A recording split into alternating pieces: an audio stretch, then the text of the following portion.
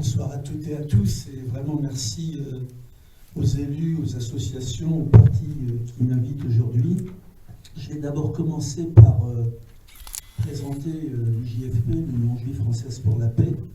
Nous existons depuis 30 ans maintenant, en 1994, au début sur la position pas de crime en notre nom, mais très vite les mots qu'il faut mettre sur cette guerre nous sont apparus à l'évidence. Ces mots, c'est crime de guerre, crime contre l'humanité, apartheid, génocide, suprémacisme. Et nous nous sommes engagés très clairement, en tant que juifs, pour les droits du peuple palestinien. Nous sommes une association antisioniste, je vais vous parler assez longuement du sionisme.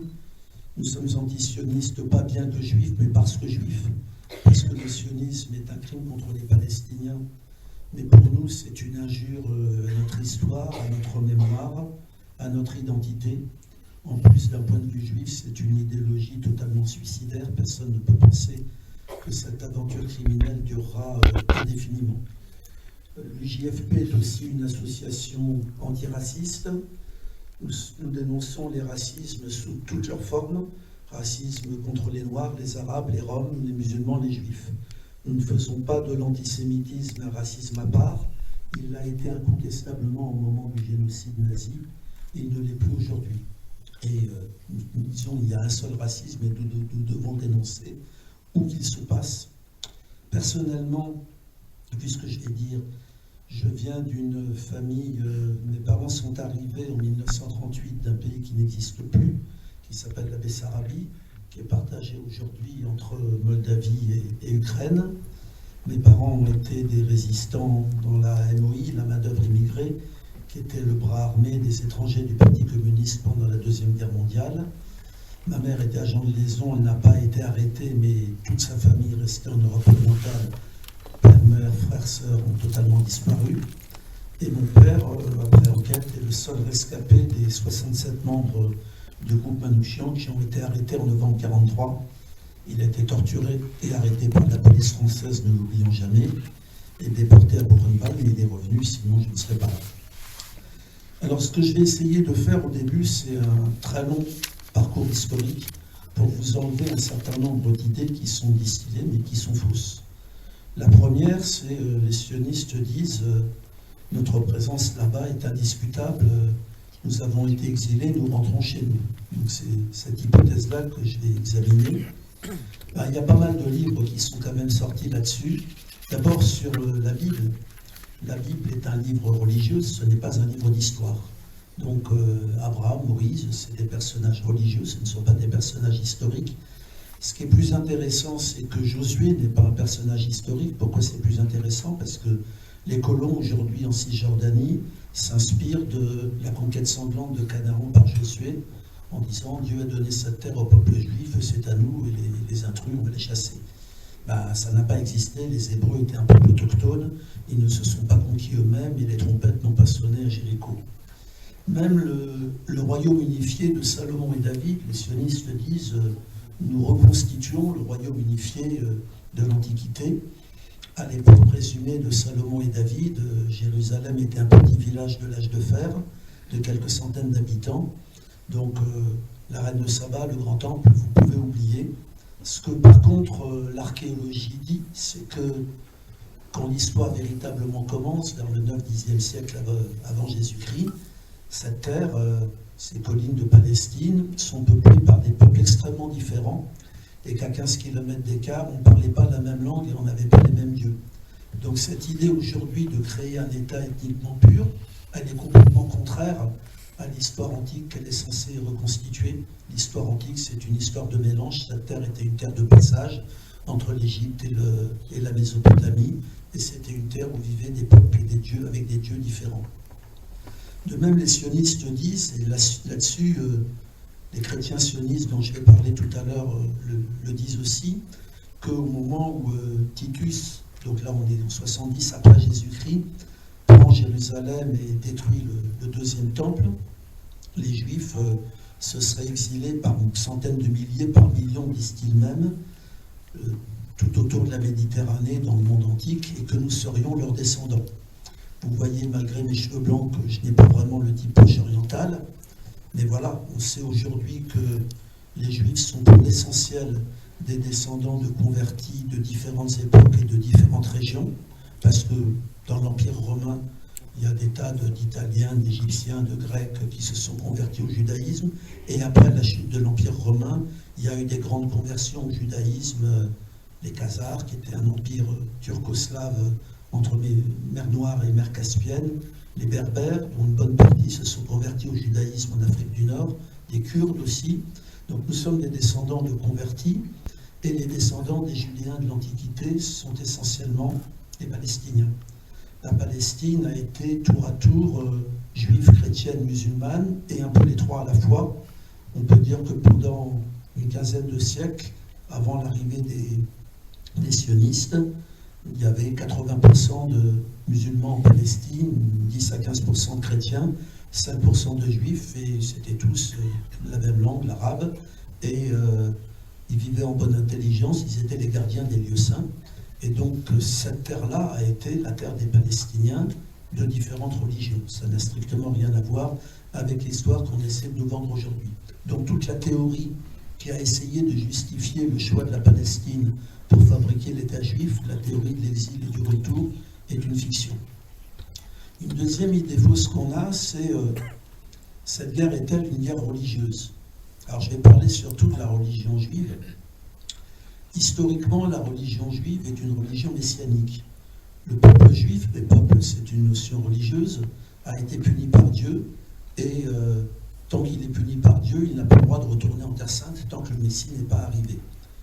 Et ce sera tellement vrai que, par exemple, quand les Juifs sont chassés d'Espagne et massacrés au XIVe et XVe siècle, ils sont accueillis dans l'Empire ottoman, ils iront à Salonique, ils iront à Smyrne, ils iront à Sarajevo, ils n'iront pas à Jérusalem, c'est interdit dans la religion. Dans la religion juive, l'an prochain, Jérusalem, ça veut dire mes pensées vont vers Jérusalem, comme celles des Arabes vont vers la Mecque. Ça ne veut pas dire je vais à Jérusalem, j'y fais un État et je chasse les autochtones. Le peuple élu, c'est celui qui a le plus de devoirs et pas celui qui a le plus de droits. Et en fin de compte, la religion juive telle qu'elle a existé majoritairement jusque dans les années 1960 n'est pas une religion territorialiste. C'est-à-dire qu'on peut étudier la Torah ou commenter le Talmud n'importe où. On n'a pas besoin d'un territoire. Alors vous allez me dire, c'est plus du tout ce qu'elle est. Oui, ça a changé. Et ce qui a changé, c'est le fait colonial. Il a existé pendant le mandat britannique, donc dans les années 1920-1930, le grand rabbin de la Palestine mandataire, Abraham Kook, qui était un juif lituanien, c'est le premier qui fait la synthèse entre les théories sionistes et les théories religieuses. Il était très minoritaire, mais son fils, qui va créer le Gush Emonim, le bloc de la foi, devient majoritaire après la conquête de 1967, quand les armées israéliennes arrivent au tombeau de Rachel ou au mur des lamentations. Et là, il y aura un élan messianique perverti. Mais sachez-le que ces religieux fanatiques qui disent Dieu a donné cette terre au peuple juif, ils oublient la fin de la phrase. Quand le Messie sera arrivé, et si le peuple juif se conduit bien, ils sont majoritaires uniquement depuis une cinquantaine d'années. Historiquement, la religion juive, ce n'était pas cela, et il reste un certain nombre de religieux juifs qui n'admettent pas les théories nationales religieuses. Troisième idée que je vais essayer de décortiquer, est-ce que le sionisme est une réponse à l'antisémitisme? C'est une réponse, mais c'est la pire des réponses. Il faut comprendre un petit peu ce qu'est le monde européen à la fin du XIXe siècle. D'abord, la majorité des Juifs du monde entier vivent dans un seul pays, qui n'est pas du tout la Palestine, qui est l'Empire russe. Et il y a un anti-judaïsme chrétien, puis un antisémitisme racial, qui sont devenus complètement hégémoniques dans l'Europe. À l'ouest, il commence à y avoir un début d'assimilation des Juifs, un début d'émancipation. Ils ont conquis quelques droits en France, en Allemagne, en Grande-Bretagne.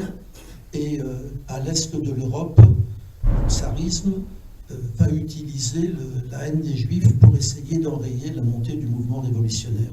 Et il va commencer à organiser des pogroms. Et mes deux grands-mères ont été des survivantes du pogrom de Kishinev, qui est un des plus fameux en 1903. Et dans cette situation-là, comment est le monde juif? Il y a les religieux. Les religieux, ils sont complètement enfermés, souvent encore dans des ghettos.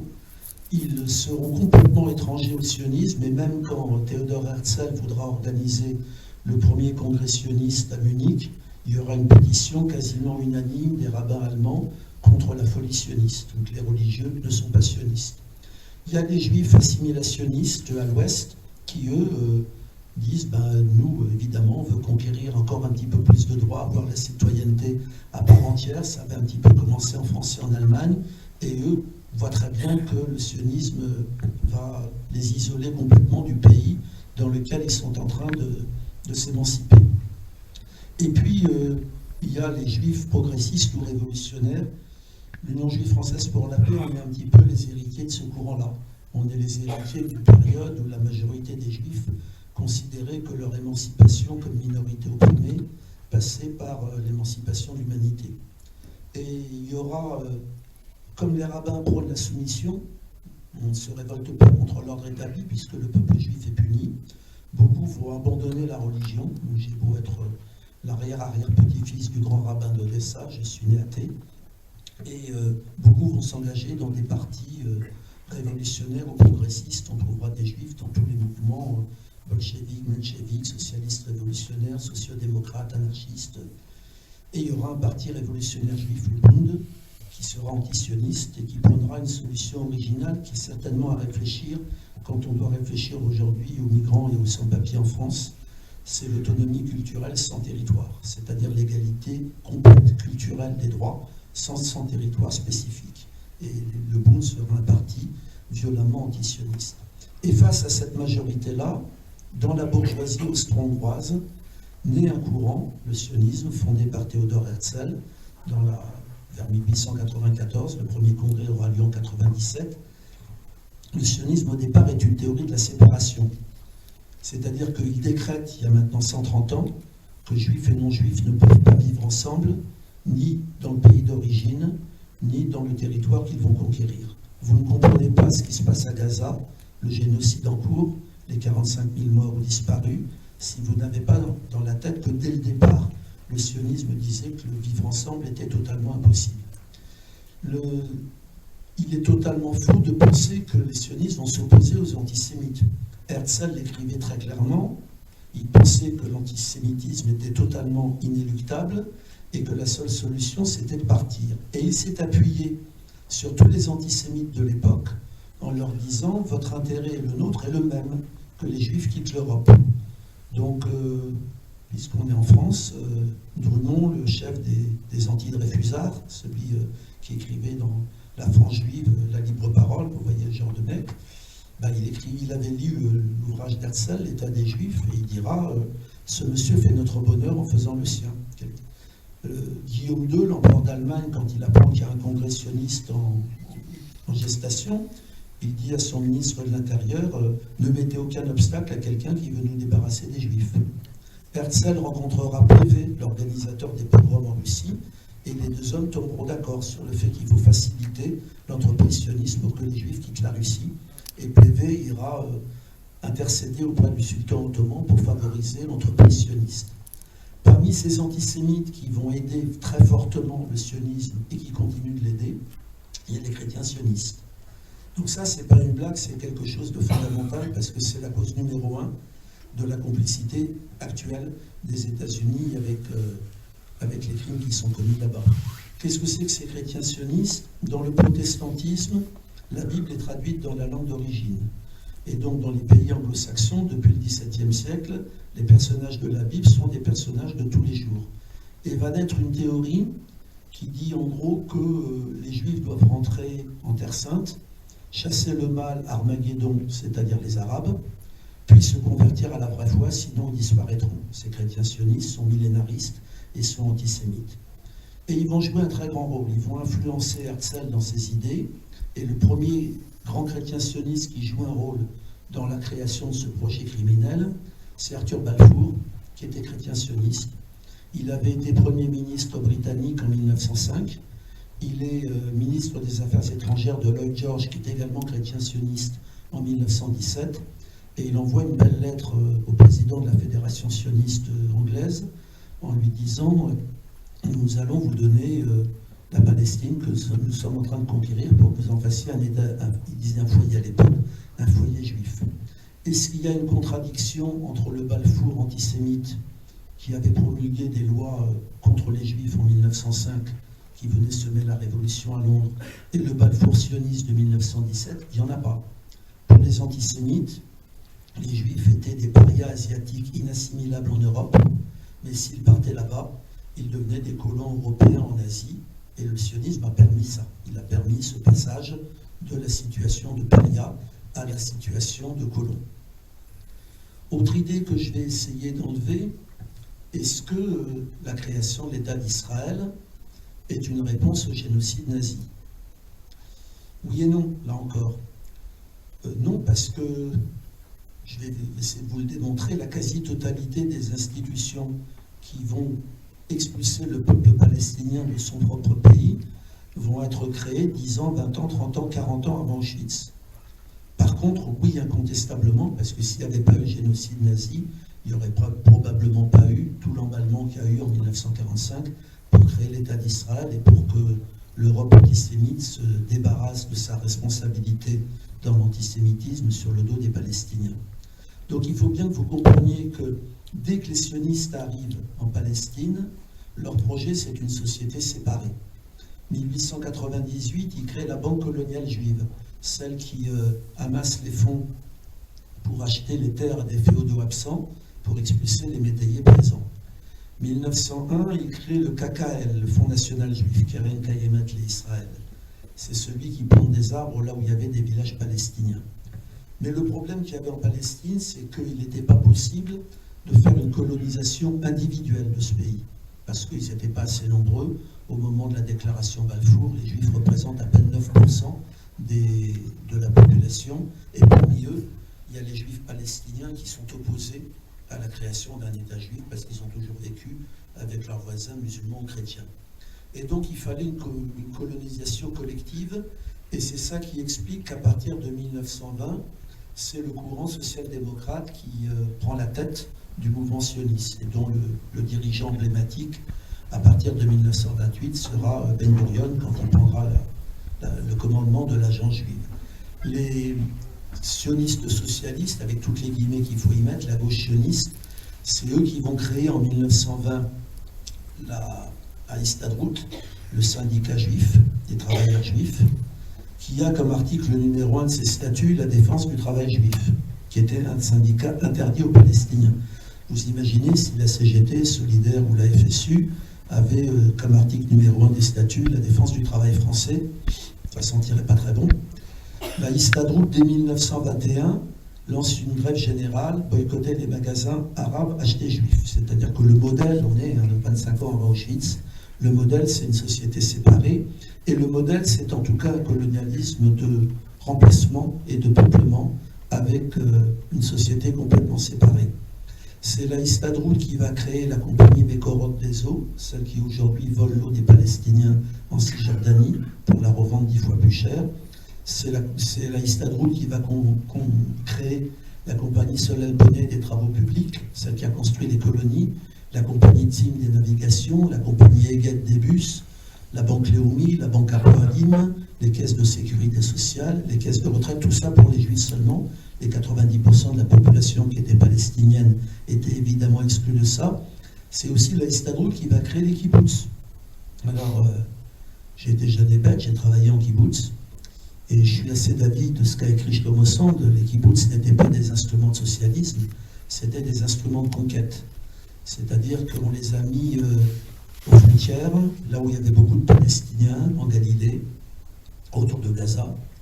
Mais les kibbutz étaient interdits aux non-juifs. Si un kibbutznik avait l'idée de tomber amoureux d'une Palestinienne, ils étaient exclus l'un et l'autre du kibbutz. Et aujourd'hui, avec la vague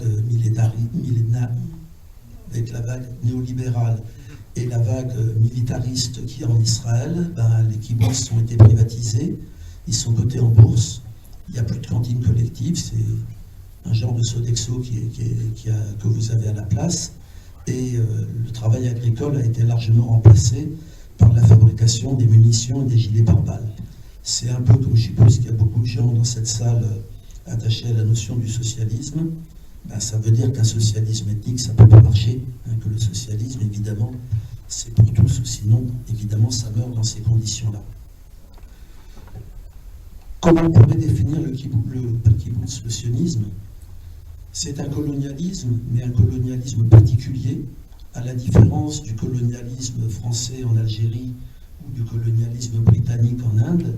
Il ne vise pas à exploiter l'indigène, il vise à l'expulser et à le remplacer. Et ceci dès le début, et c'est ce qui explique que les premières révoltes palestiniennes vont commencer dès 1920, quand les Palestiniens, qui jusque-là avaient été très accueillants avec tous les nouveaux arrivants, réalisent que ces nouveaux arrivants-là, ils ne viennent pas pour se mélanger ou pour faire société, mais ils viennent pour virer la population. Le sionisme, c'est un nationalisme assez particulier là aussi. Il s'inspire très fortement des nationalismes européens, ceux qui vont naître à la fin du XIXe siècle, sur la décomposition des trois grands empires russes, ottomans et autrichiens. Mais ces nationalismes-là ont prôné l'État ethniquement pur. Le sionisme va prôner aussi l'État ethniquement pur. Ces nationalismes-là portent une très large responsabilité dans les deux guerres mondiales qui vont suivre. Le sionisme va suivre ce modèle, mais avec une absurdité supplémentaire.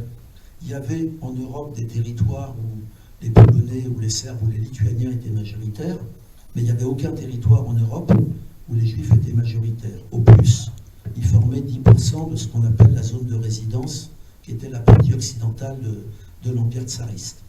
Et donc, les sionistes vont inventer le peuple. Il n'y a pas de peuple juif. Le peuple juif, c'est une notion religieuse.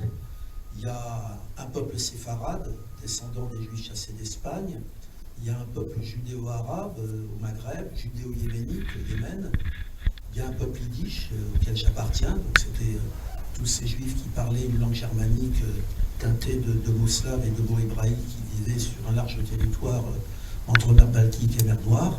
Mais dire que j'appartiens au même peuple qu'un Falacha d'Éthiopie ou qu'un Juif irakien, c'est une construction historique qui n'a aucun sens. Un peuple, c'est une unité de religion, de terre, de coutumes, de tradition. Il n'y a évidemment aucun rapport.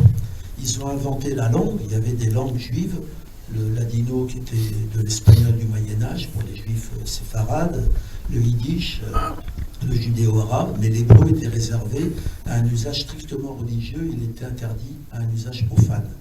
Et ils ont inventé la terre. Pour les juifs religieux, il était interdit de retourner là-bas avant l'arrivée du Messie. Et pour les juifs laïcs, ils luttaient sur place pour l'émancipation, et donc ils n'avaient aucun intérêt à s'expatrier. Donc vraiment, le sionisme est un nationalisme très très particulier, puisqu'il a inventé ces trois choses. Toujours un peu parmi les idées qu'il faut enlever, est-ce qu'il existe une gauche sioniste? J'en ai un petit peu parlé, mais je vais continuer un petit peu dans ses exploits. Écoutez, est-ce qu'il existe une gauche de l'apartheid? Non. Donc, il n'y a pas de gauche sioniste. Quand on est sioniste, on est partisan d'un projet colonial, et le colonialisme de gauche, ça n'existe pas, même si certains qui se disent de gauche ont parfois trempé dans des aventures coloniales, je ne citerai personne. Je cite un petit peu ce qu'a fait l'histoire de cette gauche sioniste, disons, de tout ce courant, qui comprend ce qui est devenu le Parti travailliste, mais qui s'appelait autrefois Mapaï, les Reds aujourd'hui et tout. 1933, arrivée des nazis au pouvoir, Ben Gurion signe, il dirige l'agence juive, signe avec les nouvelles autorités nazies les accords de Havara, les accords de transfert qui vont permettre à 60 000 juifs allemands fortunés de partir en Palestine avec un mécanisme complexe qui faisait que l'essentiel de leurs biens restait en Allemagne, que les juifs de Palestine devaient consommer allemand et que cessait le boycott que les juifs américains avaient lancé contre l'Allemagne nazie dès l'arrivée d'Hitler au pouvoir. 1942, congrès sioniste mondial à Biltmore. Donc on est en plein génocide nazi. Biltmore, c'est dans la banlieue de New York. On se serait attendu à ce que la résolution finale soit nous allons mettre tous nos moyens pour vaincre Hitler.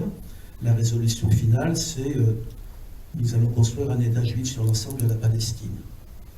1945, la gauche sioniste va largement participer à la guerre qui démarre à la fois contre les Palestiniens et contre les Anglais, mais c'est vrai que c'est l'extrême droite qui commettra l'essentiel des crimes, mais pas tous. Par exemple, si vous avez vu le film Tantoura, c'est un peu l'aventure d'Ilan Pappé, c'est un peu ce qui va faire qu'Ilan Pappé va quitter Israël. Tantoura, c'est un village de pêcheurs à 20 km au sud de Haïfa, qui avait négocié avec la Haganah, avec l'armée sioniste créée par la Histadrut, de pouvoir rester, qu'ils ne combattraient pas. Et puis, le village va être rasé. Il y aura 250 morts qui sont enterrés. Il y a un charnier sous le parking de la plage de Tantoura. Ceux qui vont faire ça, c'est les 3 grands généraux de Ben Gurion, qui étaient des bouffeurs de rabbins, pas du tout des religieux, qui étaient Yitzhak Rabin, Yigal Allon et Moshe Dayan. En l'occurrence, Tantoura, c'est Yitzhak Rabin, c'est la brigade Alexandronie.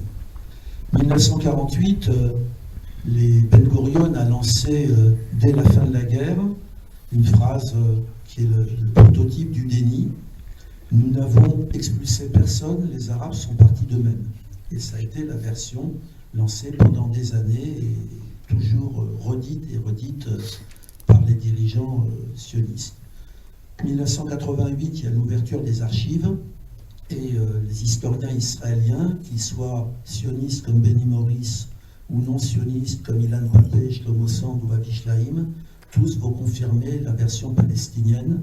La Nakba, la catastrophe, a été soigneusement organisée. C'était un nettoyage ethnique organisé depuis très longtemps. L'ONU porte une responsabilité majeure dans la Nakba. Comme je sais que dans la salle, il y en a sûrement qui se réfèrent à l'ONU. Je rappelle ces faits-là. Le vote du plan de partage, le 29 novembre 1947, était un acte de banditisme. L'ONU n'avait aucun droit de partager la Palestine. Et en plus, ce partage qui donnait 54% du territoire à 35% de la population était totalement inégal, avec un territoire d'un seul tenant pour l'État juif et un territoire en 3 morceaux pour l'État arabe, on ne disait même pas palestinien. L'ONU, à cette époque, enterre le projet que le Haut Comité arabe était venu apporter, qui était le projet d'un État fédéral et binational, et ça n'a même pas été examiné. Et suite à la partition donnait un État arabe où il y avait 10 000 juifs et 800 000 palestiniens, et un État juif où il y avait 400 000 palestiniens et 475 000 juifs. Eh bien, 5 mois après, quand les troupes égyptiennes, irakiennes et syriennes vont entrer en guerre, la quasi-totalité des Palestiniens habitant l'État juif que l'ONU avait donné ont été expulsés. Donc, puisqu'on est au 76e anniversaire de la Nakba, ne jamais oublier que l'ONU est responsable de la moitié de la Nakba, que le plan de partage a été un plan criminel et qu'il a permis, bien avant l'entrée en guerre des pays voisins, l'expulsion des Palestiniens. Sur les crimes de cette gauche sioniste, elle est au pouvoir en 1949 et c'est elle qui, quand il y a la résolution 194 de l'ONU demandant que les réfugiés palestiniens rentrent chez eux, que fait le nouvel État israélien? Il dit non, ils ne rentreront pas. Il détruit environ 500 villages, il change les noms des rivières, les noms des montagnes, il efface les traces de la Palestine. De toute façon, on ne disait jamais Palestine. Il y a cette phrase connue de Golda Meir, Palestiniens, je ne vois pas de quoi vous parlez. C'est-à-dire qu'on niait leur existence, leur dignité et leurs droits. Et surtout, Israël est admise à l'ONU en 1949 avec la mention « respecte le droit international », alors qu'ils ont achevé l'expulsion, alors qu'est créé l'UNRWA, qui devait s'occuper des réfugiés palestiniens pour quelques mois, le temps qu'ils rentrent. Aujourd'hui, 6 millions de Palestiniens dépendent de l'UNRWA et ils ne sont toujours pas rentrés. L'UNRWA existe depuis 75 ans. Tous ces crimes-là, c'est la gauche sioniste qui les a commis. 1956, l'attaque de l'Égypte de Nasser, qui avait nationalisé le canal de Suez, attaque faite avec les troupes impérialistes anglaises et françaises. C'est Moshe Dayan qui est à la manœuvre. 1967, tout à l'heure on en parlait, il y a une légende tenace que Israël était menacé de disparition. Moi-même, j'avais 16 ans, j'y ai cru. Ben non, en plus j'ai eu la chance, en allant en Israël à ce moment-là, d'avoir dans ma famille un général d'extrême droite, une cousin de mon père, qui m'a immédiatement expliqué on n'était pas du tout menacé, les plans d'attaque des pays voisins étaient prêts depuis longtemps, Il m'a sorti de son tiroir les bombardements de Bagdad et de Khartoum, et il m'a dit, on est en juillet 67, et tu vas voir, la colonisation va commencer. Tout ça, c'est la gauche sioniste et qui a programmé la conquête et l'attaque de 1967 et qui a initié la colonisation, ce n'est même pas la droite. Cette gauche sioniste prendra le pouvoir en 1977, j'essaierai d'expliquer tout à l'heure pourquoi, mais quand elle va y revenir dans des gouvernements de coalition, ça va être des nouvelles catastrophes. Déjà, quand Rabin retourne au pouvoir en 1992, on a encensé Rabin, le grand pacifiste assassiné par les fascistes et tout. Rabin, quand même, c'est l'homme de Tantoura en 1948, c'est l'homme du nettoyage ethnique de la ville de Ramleh, 17 000 habitants, tous expulsés. C'est l'homme en 1976, vous savez qu'on fête le 30 mars la révolte, la journée de la terre. C'est une révolte des paysans palestiniens. C'est Rabin qui est dirigeant de l'armée, il y aura quand même une vingtaine de morts. C'est toujours Rabin qui est dirigeant de l'armée quand il y a l'attaque de l'OLP à Tunis. Ils vont tuer le numéro 2, le numéro 3 de l'OLP, Abou Iyad et Abou Djihad. Ils vont épargner le numéro 4, qui était Mahmoud Abbas. Et c'est Rabin qui commandait cette attaque-là, qui a fait aussi une vingtaine de morts du côté des soldats tunisiens. C'est Rabin qui est à la tête de l'armée quand il y a la première intifada, 1987. Il sévère tous les jambes et les os. Il y aura 1 millier de morts. C'est lui qui, à peu près à la même époque, déclare je n'ai qu'un seul souhait, c'est de voir Gaza englouti par la mer. Alors, brusquement, il y a les accords d'Oslo. Alors, on peut se dire, ça y est, ce guerrier s'est transformé en pacifiste. Écoutez, regardez sérieusement ce qui a été signé à Oslo. Il y a une seule chose qui a été signée. C'est l'obligation pour l'occupé d'assurer la sécurité de l'occupant. C'est ce qu'on appelle la coopération sécuritaire. C'est celle qui a transformé l'autorité palestinienne en ce qu'elle est aujourd'hui, discréditée parce que collabo, mais collabo parce qu'elle a été signée. Les grandes questions palestiniennes, qui étaient un État palestinien, Jérusalem, les réfugiés, la libération des prisonniers, tout ça, on en a parlé, mais on n'a strictement rien signé. Et donc, bien évidemment, Oslo ne réglait strictement rien. Plus tard, vous aurez encore des travaillistes dans des gouvernements de coalition. Le mur qui balafre la Cisjordanie, celui qui est à l'initiative, c'est Claude Ben Elisser, secrétaire général du Parti travailliste, ministre de l'Équipement. L'attaque du Liban en 2006, où ils ont expérimenté ce qu'ils font maintenant à Gaza, c'est-à-dire raser un quartier entier. Ils ont rasé un quartier entier à Beyrouth. C'est Amir Peretz, ancien secrétaire général de l'Aïstadrout et secrétaire du Parti travailliste et ministre de la Défense. Et, in fine, le dernier moment où les travaillistes sont seuls au pouvoir, c'est les ultimes négociations de Tabac et Camp David avec Ehud Barak. Vous lisez Charles Anderlin qui a raconté dans le rêve brisé ce qui s'est passé. Et on propose à Arafat, on va accepter le retour de 10 000 réfugiés, on avait quand même plusieurs millions. On va libérer quelques prisonniers, mais évidemment pas tous. Ta capitale, ce sera Abu Dis, c'est 15 km de Jérusalem, c'est pareil que Jérusalem. Donc Arafat dit non, je ne signe pas. Clinton le prend au collet et lui dit tu signes ou tu seras un homme mort et nous te ferons porter la responsabilité de l'échec. Et il a été un homme mort et on lui a fait porter la responsabilité de l'échec. Et le lendemain, Barak déclare nous avons fait des offres généreuses aux Palestiniens qu'ils ont refusées, nous n'avons plus de partenaires pour la paix.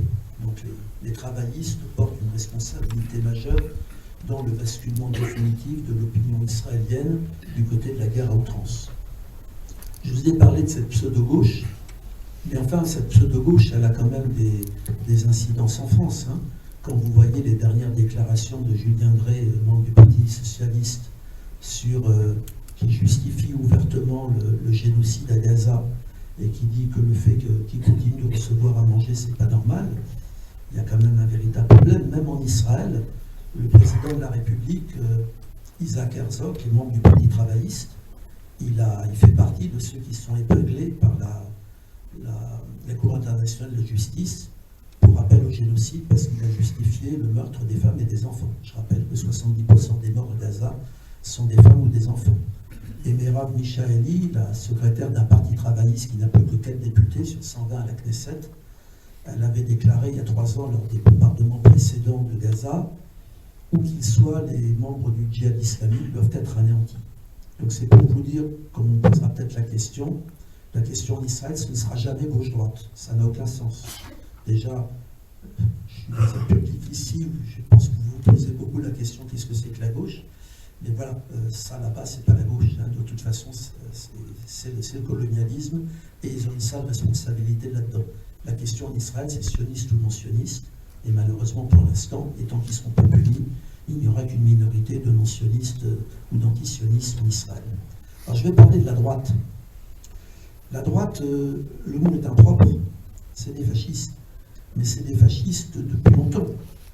Il y a, en 1920, donc je remonte un siècle en arrière, il y a une scission dans le mouvement sioniste et apparaît un courant qui va s'appeler lui-même le courant révisionniste et dont le fondateur est Vladimir Jabotinsky, un juif d'Odessa.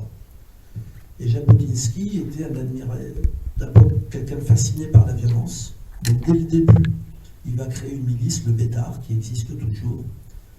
Et dès le début, ils vont commettre des grandes violences contre les Palestiniens. Ils vont assassiner un dirigeant travailliste, Haïm Arlozorov, en 1932. Et quand les fascistes arrivent au pouvoir, ils sont des admirateurs de ce régime. Mussolini parlait de son ami, le fasciste juif Jabotinsky. La radio des révisionnistes était en Italie fasciste, à Civitavecchia. Le Bétar faisait des entraînements armés dans l'Italie fasciste à la fin des années 30. Et le secrétaire particulier de Jabotinsky, qui va mourir en 1940, c'était Benzion Netanyahou, le père de Netanyahou. Aujourd'hui, tous les dirigeants israéliens, depuis leur arrivée au pouvoir avec Menachem Begin en 1977, sont tous des disciples de Jabotinsky et tous s'en réclament. Donc, il y a ceux qui ont connu Jabotinsky parce qu'ils ont dirigé des groupes terroristes à l'époque, Menachem Begin à la tête de l'Irgun, et Yitzhak Shamir à la tête du groupe Stern ou Lehi, mais plus tard, tous les premiers ministres qu'il va y avoir, Sharon, Olmert, et évidemment Netanyahou, bien sûr, et tous les grands dirigeants politiques, Naftali Bennett, Ayelet Shaked, etc., tout ça, ça appartient au courant révisionniste. Quand vous arrivez à l'aéroport Ben Gurion à Tel Aviv, vous avez en énorme dans l'aéroport la grande photo de Jabotinsky, et vous avez un boulevard Jabotinsky à Tel Aviv, ce fasciste-là est célébré absolument partout. Donc ces gens-là étaient des fascistes, j'ai même envie de dire pour le groupe Stern, c'était des collabos. Parce que en 1939, après la grande révolte palestinienne qui a fait 12 000 morts, qui a été réprimée par la Grande-Bretagne et par la Haganah, donc la révolte 1936-1939, on est à la veille de la Deuxième Guerre mondiale.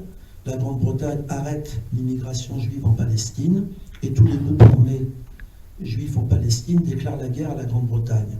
La plupart vont arrêter cette guerre contre les Anglais dès qu'il y a la guerre en Europe, sauf le groupe Stern.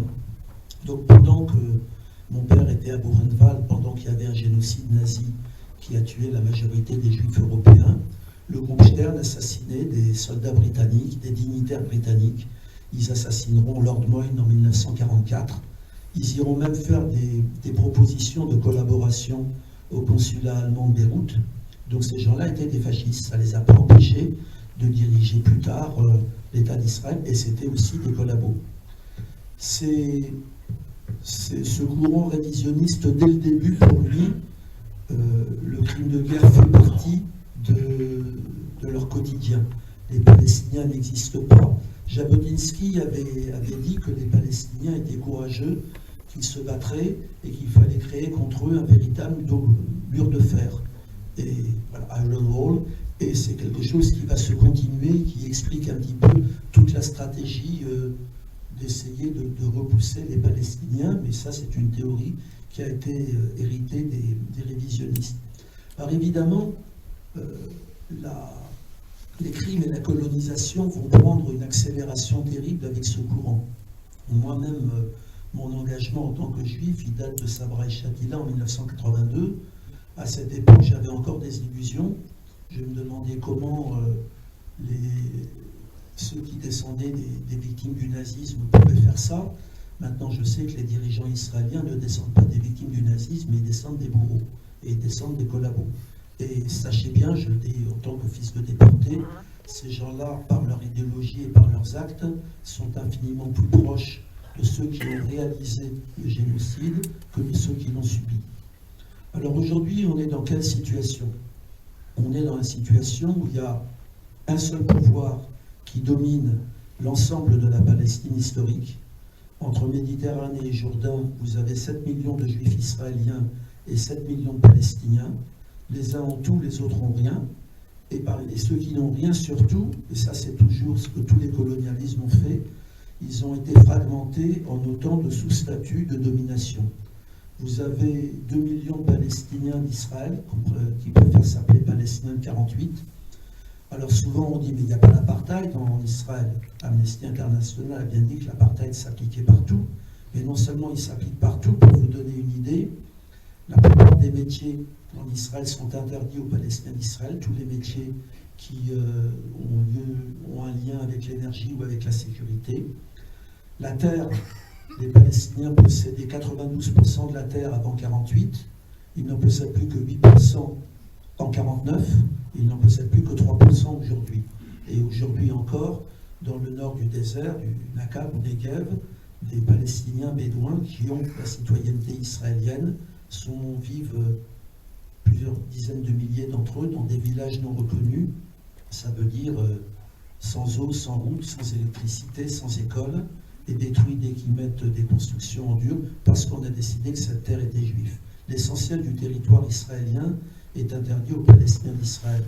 Un livre comme celui, l'attentat de Yasmina Khadra, il est faux au départ, parce qu'il n'y a aucun Palestinien qui habite Tel Aviv. C'est tout, ça fait partie des territoires qui leur sont interdits. Ils habitent un certain nombre de villes mixtes ou de villes complètement palestiniennes comme Umm el-Fam et pas à Tel Aviv. Donc ce sont des citoyens de seconde zone et le taux de pauvreté chez les Palestiniens de 48 est de 55% contre 15% chez les Juifs israéliens. C'est une situation d'apartheid. Dans cette fragmentation, il y a la Cisjordanie qui a elle-même été découpée en 3 zones. Zone A, zone B, zone C, mais dans lesquelles l'armée israélienne rentre n'importe quand. Aujourd'hui, si on ajoute la Cisjordanie et Jérusalem-Est, on est en fait à 900 000 colons, contre 2 800 000 Palestiniens. Mais quand vous allez là-bas, M. le maire en parlait tout à l'heure, c'est les villes et les villages palestiniens qui sont encerclés à peu près partout par le mur et par les colonies. Les colons volent impunément l'eau, volent la terre, détruisent les récoltes. Il y a plus de 500 morts depuis le 7 octobre en Cisjordanie. L'emprisonnement est devenu une technique de masse. Il faut savoir que depuis 1967, 900 000 Palestiniens ont connu la prison. C'est comme s'il y en avait 18 millions en France. D'accord ? Et avec des prisons où la torture a été légalisée, où on arrête des enfants, où il y a la détention administrative qui permet... ce qui est arrivé à Salah Hamouri, de rester indéfiniment en prison sans être jugé, sans savoir de quoi vous êtes accusé. Les gens ne sont pas soignés. Walid Aka vient de mourir en prison, un cancer non soigné après 38 ans de prison. Vous me direz, Georges Abdallah, il est depuis 40 ans et c'est en France. Je vais le voir bientôt. C'est ça la situation de la Cisjordanie. Il y a Jérusalem-Est avec un statut très particulier, le statut de résident, mais qui fait qu'ils ne sont pas israéliens, mais ils ont une plaque d'immatriculation qui leur permet de circuler un peu partout. Mais les Israéliens ont un seul rêve, c'est rendre minoritaires les Palestiniens dans ce qui devait être leur capitale. Pour l'instant, ils n'y sont pas arrivés. On en est à peu près à 240 000 colons contre 370 000 Palestiniens à Jérusalem-Est, mais sans arrêt. On vole des maisons, on les expulse. Et je donne, puisque j'ai parlé de la Bible tout à l'heure, à Silouane, qui est un quartier de Jérusalem juste en dessous de la vieille ville, les Israéliens ont déclaré que le roi David avait vécu là. Je vous ai dit ce que je pensais du roi David. Et donc, ils ont construit le parc du roi David, le musée du roi David, la maison du roi David, un téléphérique qui va de la vieille ville à Silouane. Et il y a déjà plusieurs milliers de Palestiniens qui ont été expulsés de Silouane et leurs terres, leurs maisons ont été occupées par des colons. Donc on est dans une situation de résistance et évidemment je vais parler de Gaza. Gaza, j'y suis allé 2 fois, en 2013 par l'Égypte et en 2016 par Israël. Donc avant de parler du 7 octobre, je remets quand même les pendules à l'heure. Gaza, d'abord la Palestine, la population a été expulsée de son territoire il y a 76 ans. 800 000 personnes ont été expulsées. Aujourd'hui, 6 millions ont la carte de l'UNRWA et il y a un assez grand nombre de réfugiés qui n'ont pas la carte de l'UNRWA, même à Gaza. À Gaza, 75% de la population, c'est des réfugiés. 72% ont la carte de l'UNRWA. L'UNRWA qui assure l'éducation, la santé, l'alimentation. Donc vous comprenez bien que quand on s'attaque à l'UNRWA, ça veut dire qu'on va assassiner la population palestinienne, parce qu'elle vit évidemment de ça. Gaza, depuis 17 ans, est bouclée par terre, par mer et par air. Alors c'est un truc un peu de fou cette affaire-là. Le Hamas a été déclaré organisation terroriste. Je ne vais pas prendre la défense du Hamas que j'ai rencontré, comme d'autres partis, mais il a gagné les élections de 2006. Il ne les aurait pas gagnées s'il y avait eu une gauche unie, parce qu'il a eu une moitié de vote qui était un vote d'adhésion, mais il a eu une autre moitié de vote qui était un vote sanction contre l'autorité palestinienne sur 2 points, la corruption et les accords d'Oslo. Et s'il n'y avait pas eu 15-10 de gauche, le vote sanction serait allé à la gauche. Mais comme il y avait 15-10 de gauche, le vote sanction, j'ai connu des chrétiens et des communistes qui ont voté Hamas. Le vote n'a pas été différent en Cisjordanie et dans la bande de Gaza. En gros, c'est 39% pour le Hamas, 33% pour le Fatah, et le reste, la quinzaine de listes dont je vous ai parlé, qui du coup, avec le mode de scrutin, ont eu très peu de députés, et le Hamas s'est retrouvé avec la majorité absolue. L'Union européenne, en gros, tous les partis, sauf le Fatah, sont déclarés terroristes par l'Union européenne. Mais bon, mon père était dans le groupe Manouchian, c'était un groupe terroriste. Mandela était à la tête de l'ANC, de la branche militaire de l'ANC, qui était un groupe terroriste. Le FNL vietnamien et le FLN algérien, tous les deux des groupes terroristes. Le mot terroriste n'existe pas dans le droit international. Donc si on a une discussion là-dessus, nous, à l'UJFP, on ne prend pas ce terme. On se réfère au droit international. Le droit international dit très bien ce qu'est crime de guerre, crime contre l'humanité, apartheid, génocide. Israël coche les 4 cases. Probablement le 7 octobre coche la case crime de guerre. Mais le mot terrorisme, il n'est pas à prendre. La preuve, vous voyez maintenant, les Kanaks en Nouvelle-Calédonie sont qualifiés de terroristes. Et si quelqu'un doute de la version officielle sur le 7 octobre, il est traîné par la police pour apologie du terrorisme. Donc ce terme-là, il n'est pas à prendre. Sur Gaza, contrairement à tout ce qu'on dit, c'est un territoire incroyablement pluraliste. Nous, on a rencontré, en tant qu'Union juive française pour la paix, le Hamas, le numéro 4 du régime, le chef du groupe parlementaire, la direction politique du djihad islamique, la direction politique du FPLP, celle du Parti communiste, le PPP, celle du FDLP, celle de l'Union démocratique palestinienne, et j'ai oublié qui, et 2 dirigeants du Fatah qui n'est pas du tout clandestin et qu'on rencontre sans problème à Gaza. Vous rentrez dans un taxi collectif à Gaza, c'est immédiatement vive le Hamas, non, abat le Hamas, c'est des corrompus. Les gens discutent totalement librement, c'est pas du tout la dictature telle qu'elle est décrite, c'est pas non plus une population fanatique, on s'est présenté partout, Union juive française pour la paix, la réponse c'était nous sommes contre l'occupation, nous n'avons rien contre les juifs. C'était la réponse aussi bien des associations que celle des partis politiques. Depuis 8 ans, l'UJFP, on aide les paysans du sud-est de la bande de Gaza avec l'argent qu'on a pu collecter, mais c'est eux qui ont pris les décisions. Ils ont construit un château d'eau, en haut du château d'eau qui a été détruit le 8 février par les Israéliens. Ils avaient écrit en énorme UJFP, Union juive française pour la paix. On a acheté une voiture qui se baladait partout dans Gaza, qui existe toujours, avec Union juive française pour la paix. Et voilà, je veux dire qu'il n'y a pas de problème de ce côté-là. Quand je dis c'est une société pluraliste, ça veut dire que quand on rencontrait les partis opposés au Hamas, ils nous disaient les pires horreurs sur le Hamas, les tunnels, le détournement d'argent. Quand on rencontrait les partisans du Hamas, ils nous disaient les pires horreurs sur l'autorité palestinienne, sa collaboration et tout. Je pense qu'il y avait du vrai des 2 côtés, mais ça discute. Ça discute et à la minute même où les Israéliens ont commencé à bombarder, tous les Palestiniens ont été évidemment unis dans le fait de se défendre. Gaza, c'est une société incroyablement éduquée. Il y a 1% d'illettrisme à Gaza, dans le reste de la Palestine aussi.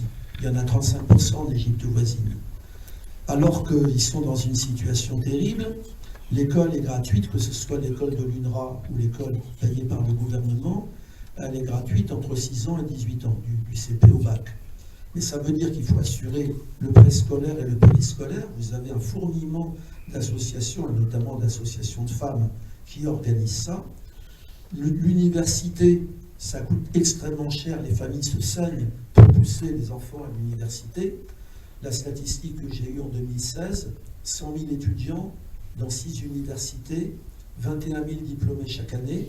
Comme je suis prof de maths, je suis allé voir les programmes en maths, je vous garantis que c'est du même niveau que dans les universités françaises. Et ces diplômés se retrouvent au chômage. Et qu'est-ce qui se passe à Gaza? On met toute son énergie et tout son savoir pour que la société s'écroule pas. Je vais vous donner un exemple, l'hôpital Al-Shifa, sur lequel les pires horreurs ont été dites. Mais sous l'hôpital Al-Shifa, c'est un vrai charnier qu'on a trouvé. On a trouvé dans l'hôpital Nasser des gens menottés qui ont été fusillés, menottés. Et ce qu'on a soi-disant trouvé sous l'hôpital Al-Shifa nous rappelle beaucoup les fameuses armes de destruction massive qu'on était censé trouver en Irak et qui ont causé 600 000 morts. Quand on va à l'hôpital Al-Shifa, on est reçu par la seule psychologue salariée de l'hôpital. Elle nous dit, une femme de 35 ans, je ne pouvais pas seule assurer un service, on a 5 000 soignants, on a 20 ou 25 000 malades, on ne peut pas. Donc j'ai pris ma page Facebook, j'ai dit je veux des psychologues diplômés qui acceptent de travailler gratuitement à l'hôpital Al-Shifa. Elle a eu 100 réponses, elle ne pouvait pas prendre 100 personnes. Elle a fait passer un examen écrit oral, elle a pris les 26 meilleurs, 23 femmes et 3 hommes, ce qui dit aussi pas mal de choses sur la société de Gaza. Et j'ai interrogé ces gens qui ont des uniformes magnifiques qu'ils ont fabriqués et payés eux-mêmes, et qui paient tous les jours le taxi collectif pour aller au travail. Et je leur dis, pourquoi vous acceptez de faire ça? Et la réponse a été, premièrement, on a fait 5 ans d'études, on est hautement qualifiés, on ne peut pas laisser notre société s'écrouler, ils ont absolument besoin de soutien psychologique. Deuxièmement, un jour le blocus s'arrêtera, on a de l'expérience, on aura du travail. C'est ça Gaza. C'est aussi dans un quartier complètement déshérité, où on voit un ambulancier, lui il a un salaire, qui sur son temps de loisir, si j'ose dire, va faire des conférences dans les quartiers les plus déshérités pour expliquer aux jeunes hommes et aux jeunes femmes qu'est-ce qu'il faut faire quand il y aura des bombardements, comment se comporter quand il y a des blessés. Gaza, c'est quand on est à l'Institut culturel français, qui a été détruit par des bombardements dès le début de la guerre, et plusieurs employés ont été tués. On animait la discussion avec les francophones, la discussion a été sur faut-il élever de la même façon les jeunes garçons et les jeunes filles. Je vous assure que des discussions comme ça, j'en souhaite un petit peu dans toute la société française, et que les femmes de Gaza n'étaient pas du tout écrasées, sans oser se révolter contre la tradition, parce que c'est quand même une société patriarcale, elle allait jusqu'au bout des libertés qu'elle pouvait obtenir. On veut faire du sport, du rugby, on s'en fout si les hommes nous regardent et tout. Et les hommes, la discussion portait sur moi je ne suis pas sexiste, j'aime ma femme, ma soeur, ma mère, mais les couches du bébé, je ne peux pas. Et donc la discussion, c'était pourquoi tu ne peux pas et pourquoi ta femme, elle peut. C'est une société vivante. Vous vous rendez compte un petit peu l'image de sauvage qu'on a donnée pour justifier 45 000 morts, l'équivalent d'1,5 million de personnes en France. Donc je veux rendre à Gaza la dignité qu'ils ont. Et aujourd'hui, dans les pires des circonstances, les 2 équipes qu'on a à Gaza, elles n'ont pas disparu. Ils se sont donné des structures collectives qui ne sont pas les coopératives ou les structures collectives qu'on donnerait ici, qui s'appuient sur des choses traditionnelles, les mokhtar et tout. Mais ça tient le coup.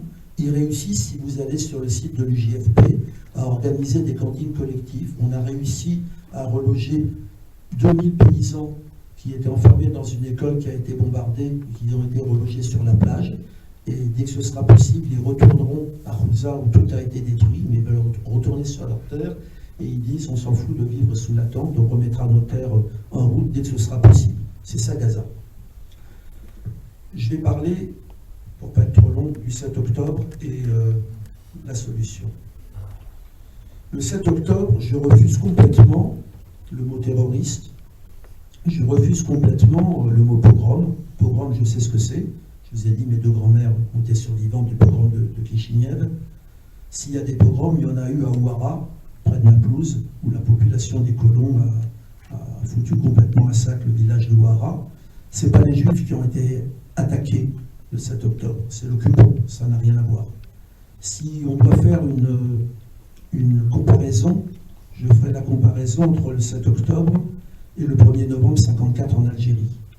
Après 125 ans de colonialisme, oui, le premier jour, ils ont tué des innocents, ils ont tué des docteurs, ils ont tué des pharmaciens, ils ont tué des instituteurs. Est-ce qu'ils avaient le choix? J'en sais rien. Je reprends à mon compte les propos de Nelson Mandela. Ce n'est pas l'opprimé qui choisit la méthode de lutte, c'est l'oppresseur qui l'impose. Je pense que c'est un peu ce qui s'est passé. Moi, j'étais au Caire le 7 octobre, parce qu'on avait enfin obtenu, après 10 ans, quand Sissi a pris le pouvoir en Égypte, il a dit les Européens qui veulent rentrer à Gaza par l'Égypte, il faut que le gouvernement de leur pays dépose la demande. Et évidemment, le gouvernement français refusait. Et on a fait son siège, on s'est adressé à des députés de toute tendance, beaucoup nous ont répondu, à la fin il nous en restait un, et le gouvernement français a dit on ne peut pas interdire à un élu de la République d'aller à Gaza, donc ils ont accepté de donner notre demande aux autorités égyptiennes, et on était au Caire en attendant que la frontière s'ouvre le 7 octobre. On était dans un hôtel rempli de Gazaouis. Quelle a été la réaction? Ils ne savaient pas ce qui s'était passé, les morts et tout. La réaction immédiate, c'est ils ont des prisonniers, écoutez, les nôtres vont rentrer. Il faut comprendre que la réaction immédiate, ça a été, quand il y a eu Gilad Shalit, on a eu 1000 libérations pour un prisonnier. Là, si on en a 150, on les fait tous rentrer à la maison. Alors, évidemment, il y a aujourd'hui des accusations justifiées contre le Hamas d'avoir totalement sous-estimé la violence et la barbarie, la partie adverse, d'avoir sous-estimé la complicité occidentale avec cette barbarie, mais la réaction immédiate, c'était celle-là. Il y a ceux qui disent, mais ils ont été violents, certes, ils ont commis des crimes, certes, vous enlevez les bébés éventrés, ça n'a pas existé, même les viols, je pense que ça n'a pas existé. En tout cas, pour moi, il n'y a pas de preuve. Mais il y a eu, incontestablement, des crimes de guerre et des enfants qui ont été tués, etc. Mais considérez plusieurs choses. 5 ans avant, il y avait eu les marches de retour. Des marches complètement pacifiques à Gaza, bilan 350 morts et 10 000 estropiés. Là, on n'a pas entendu la communauté internationale dire c'est un scandale, ni même réagir, ni même imposer quoi que ce soit à l'occupant. Et donc, si la preuve avait été faite qu'une lutte non violente pouvait agir, c'était à ce moment-là. Malheureusement, ça n'a pas été le cas. Deuxième chose aussi que vous devez avoir, on a eu la propagande, ils s'en sont pris, il y a des kibbutz de gauche, etc. autour. Et moi, j'ai vu ces terres-là, quand j'étais avec les paysans, le long de cette fameuse barrière. D'abord, la barrière, il faut que vous l'imaginiez. Tous les 250 mètres d'une barrière à haute technologie, il y a des tortueuses qui sont installées sur les terres des kibbutz. Tortueuse, ça veut dire 20 mètres de haut. En haut, vous avez un champignon, il n'y a personne dedans, c'est télécommandé, et de temps en temps, le champignon s'ouvre et tire. Donc ça existe depuis une vingtaine d'années, depuis le début du blocus de Gaza. Et entre chaque tortueuse, il y a des puits, il y a 150 puits. Le résultat, c'est qu'à Gaza, 97% de l'eau est inconsommable, parce que la nature ayant horreur du vide, la nappe phréatique est envahie par l'eau de mer. Quand vous vous lavez les dents, quand vous vous douchez, c'est salé. Et de l'eau propre, il n'y a pas beaucoup d'endroits où on en trouve. On en trouvait justement à l'endroit où nous, on a fait le château d'eau. Mais quand vous êtes sur la frontière, vous voyez de l'autre côté les fameux kibbutz. Ils ont l'arrosage automatique, ils ont des piscines. C'est-à-dire que si vous enlevez de cette situation-là la situation coloniale, et une situation coloniale qui dure depuis 75 ans, vous enlevez tout. Mariam Aboudaka, qui était chez moi, qui a été arrêtée chez moi, une dirigeante du FPLP, elle habite à Bassan, tout a été rasé. Elle est d'une famille de Gazaouis, pas d'une famille de réfugiés. Elle dit, mais nos terres, c'est les terres des kibbutz. Aujourd'hui, les terres que ma famille avait, elles ont toutes été volées, c'est les terres qui sont de l'autre côté. Donc quand vous enlevez cette situation-là, vous ne comprenez pas vraiment, je ne justifie rien. J'essaie un petit peu d'expliquer ce qui s'est passé le 7 octobre. Pourquoi l'Occident soutient totalement Israël? il y a une légende tenace qui est donnée, c'est parce qu'ils se sentent coupables de ce que l'Europe a fait aux Juifs. Vous enlevez ça. En 1945, il y avait des centaines de milliers de Juifs qui étaient rescapés des camps du Yiddishland et qui demandaient des visas pour les États-Unis, la France, le Danemark, la Grande-Bretagne. Et on leur a dit, maintenant vous avez un pays, vous partez quand vous voulez. Shlomo Sand, dont je parlais tout à l'heure, il est né à Linz dans un de ses camps en 1946. Il n'y avait qu'une seule destination possible, c'était Israël. Autrement dit, l'Europe s'est débarrassée de son crime antisémite et de sa responsabilité dans le génocide sur le dos du peuple palestinien qui n'avait rien à voir avec ça. J'appelle pas ça de la culpabilité. J'appelle ça une belle saloperie de plus, parce que on est coupable d'un crime contre les Juifs et on est coupable d'un deuxième crime contre les Palestiniens quand on fait ça. Donc en fait, si toute l'Europe, y compris l'extrême droite, y compris les antisémites, soutiennent à fond les dirigeants israéliens, c'est parce que c'est leur État. C'est un État qui a réussi une reconquête coloniale, c'est un État qui montre comment on peut enfermer et surveiller les populations dangereuses, c'est une start-up technologique qui a réussi à fabriquer des armes les plus perfectionnées, les polices et les armées du monde entier viennent se former là-bas, et pour tenir le Proche-Orient, il faut Israël et il faut les États féodaux, patriarcaux et esclavagistes du Golfe. Et c'est d'ailleurs pas étonnant que ces deux-là se soient alliés avec les accords d'Abraham. C'est ça la raison de la complicité occidentale. C'est une complicité dominante, ça n'a strictement rien à voir avec la question juive. Et de toute façon, la question juive ne peut évidemment pas être réglée sur le dos des Palestiniens, elle ne peut être réglée que dans l'égalité. Alors j'arrive, comment en sortir? Je sais que je vais choquer un certain nombre de personnes ici, puisque j'ai vu un petit peu vos différentes étiquettes. À l'UJFP, la solution à deux États, on n'y croit pas, et on pense qu'elle n'est ni possible ni souhaitable. Elle n'est pas possible parce que quand vous allez là-bas, dès que vous avez franchi la ligne verte, la première question que vous vous posez, c'est la Palestine, elle est où? Et l'État palestinien, vous le mettez où? Ça, c'est le maire FPLP de Bethléem avec qui je discutais. Il y a une colonie qui arrive à 200 mètres de la mairie de Bethléem. Il m'a dit, mais l'État palestinien, vous le mettez où? On comprend bien que évacuer 7000 personnes de Gaza ou 10 000 du Sinaï, c'était possible. Évacuer 900 000 colons entre la Cisjordanie et Jérusalem, c'est une autre paire de manches. Ce n'est pas souhaitable, parce que je vous ai expliqué qu'au départ, le sionisme est une théorie de la séparation, et la séparation a mené au fascisme. Et parce que, à la base du sionisme, il y a la notion de l'État ethniquement pur, donc l'État juif ethniquement pur, et l'État juif ethniquement pur, c'est un État fasciste. Et il ne peut pas aboutir à autre chose. Ce n'est pas l'État de tous ses citoyens, et vous ne pouvez pas imaginer une solution qui ne passe pas par une société de tous ses citoyens. Aujourd'hui, la preuve est faite dans cette guerre-là, que si vous acceptez qu'on discrimine les gens selon leur origine ou leur identité supposée, alors vous aboutissez à la barbarie que vous avez là-bas. Un seul État, il y a eu, et il n'y a plus. Il y a eu chez les Palestiniens, puisque jusqu'à la conférence d'Alger en 1988, la position de l'OLP, c'est un seul État laïque et démocratique. Bon, mais il n'y a plus la base sociale pour faire ça. Et même, je rappelle qu'en 1948, à l'ONU, le Haut Comité arabe a proposé un seul État laïque et démocratique et qu'on a balayé cette solution-là. Il y a eu chez les Juifs, avant la guerre de 1948, un fort courant binational. En 1944, il y a un vote dans le Yishuv, donc dans la Palestine mandataire, chez les Juifs, et la liste de Martin Buber pour un État binational à 45% des voix. 4 ans avant la Nakba, presque un futur Israélien sur 2 était pour ne pas foutre dehors les Palestiniens. Et le sionisme avait prémédité leur expulsion 50 ans avant. C'est ça la situation. Donc on n'a pas aujourd'hui les forces pour ça.